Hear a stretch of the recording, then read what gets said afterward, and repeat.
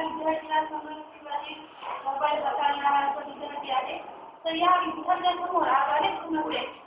त्यामध्ये शिक्षणाची आवड कमी होत आहे. कोणकोणत्या समस्या अनेक म्हणजे आणि एक शिक्षणात आवड नसते. त्याला काहीतरी जग आहे त्या जगामध्ये जास्त आकर्षण निर्माण झालेले आहे. आणि त्यामुळे ते वैफल्यग्रस्त होत आहे. आत्महत्या करायला सुद्धा प्रवृत्त होत आहे विद्यार्थी. तर अशा या विद्यार्थ्याला शिक्षणाची म्हणजे आणली आणि त्याची आवड आपण ओळखून दिले. एक मित्र त्या नात्याने शिक्षकांनी विद्यार्थ्याचा मित्र म्हणजे आज आपण पाहतो पूर्वीच्या काळात शिक्षक आणि विद्यार्थी त्यांचं नातं खूप वेगळं होतं. आणि आज आपण पाहतो की शिक्षक हा विद्यार्थ्यांचा मित्र बनलेला आहे. आणि त्यामुळे हे नातं आणखी मजबूत करण्यासाठी आपण मुला मुलींना समजून घेतात शिक्षणामुळे यानंतर आपल्या विद्यार्थ्यांकडे बघणारा जो दृष्टिकोन आहे पूर्वीचा होता त्यामध्ये आणखी प्रगती होईल. आम्हाला इथून प्रेरणा मिळालेली आहे आणि आम्ही यानंतर चांगल्या प्रकारे आणि चांगल्या प्रकारे कार्य करू. अजून